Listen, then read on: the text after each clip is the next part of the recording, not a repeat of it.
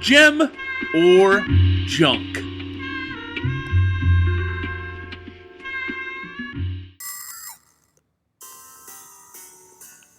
Howdy gamers, Patrick Hickey Jr. here, bringing you another edition of Gem or Junk. This week out we'll be playing Splatterhouse II on the Sega Genesis. So, if you've never played the first Splatterhouse, I got news for you. This isn't very different. The first Splatterhouse was a pretty gory, different side-scrolling beat-em-up. This is largely the same thing. It's a little bit more gory. It's a little bit more out there. There are moments in this, though, that'll make you cringe. And it served an important place in video game history.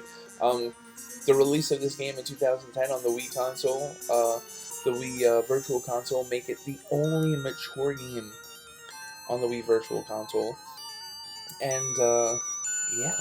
It's also available in the remake for the Xbox 360 as a like a hidden gem. So if you're not playing it on an emulator, I know some people don't like to say it. It's dirty word to say emulator. But if you're not playing it on an emulator, there's a bunch of other places that you can play it. So right here, I'll find you there is the mask. The mask is telling Rick to come back to the house to save Jennifer. So there's a lot of confusion too in this game, like, are you going back to the same house? And if you go on Wikipedia and if you read some other stuff online, you're basically going to a new house. So the first level of this game, it's pretty crazy. The first level of this game is you going to the remains of the old house.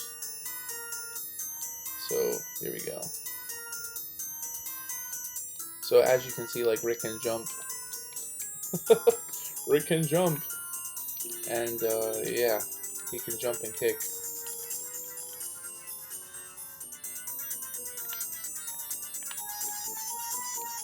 So this isn't that sexy of a game. I hate to say it. This is pretty much like in the vein of the first, where you're just running around, punching and kicking shit.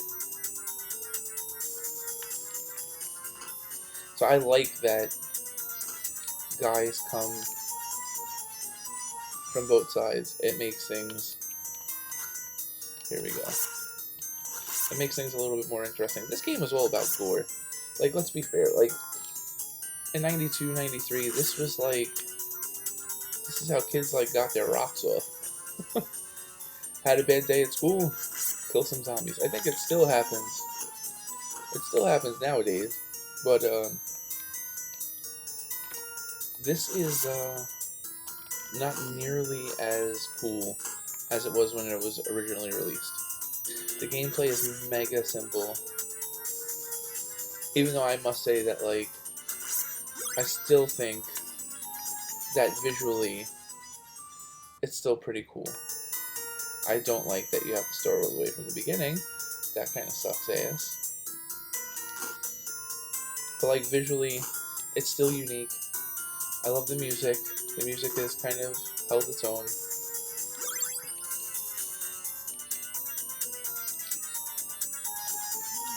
Come on, I hit that guy.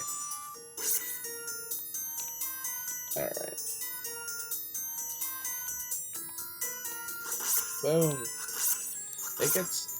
I mean, the boss battles I always dug in this game. It just got boring after a while. But, like, I'll never forget the first boss in the first game, because it just, there was nothing like that on a console. So, and the TurboGrafx 16, away from Bonk and Splatterhouse, pardon my French, didn't have any real like, there were no reasons to play those games, like those systems, like the Lynx and the TurboGrafx, and a lot of those early systems didn't have like that sexy game. But, like, to be fair, Splatterhouse was very, very unique.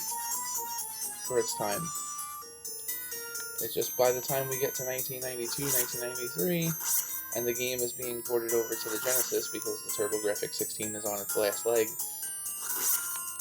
there's no wow factor anymore.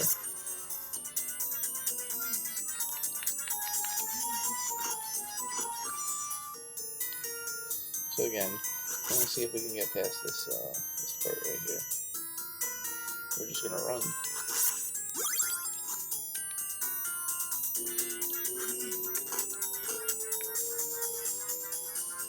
There we go.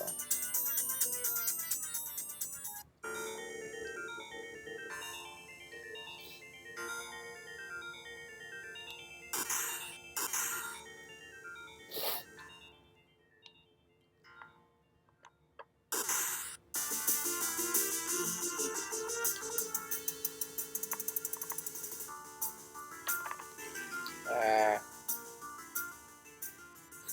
That guy kicked my ass.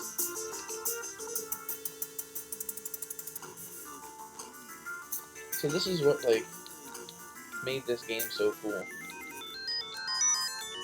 That, like, the boss battles were pretty gangsta. Now, even though this one was pretty easy, like, just the visuals, like, the mask, the new mask, that was enough to get people to play this game. Like, oh, did you see Splatterhouse II? There's a new mask. And this is totally stolen from those X-Men arcade games. It was, like, so cliche to have a elevator scene in a beat 'em up. It just made sense. Stop jumping, bitch.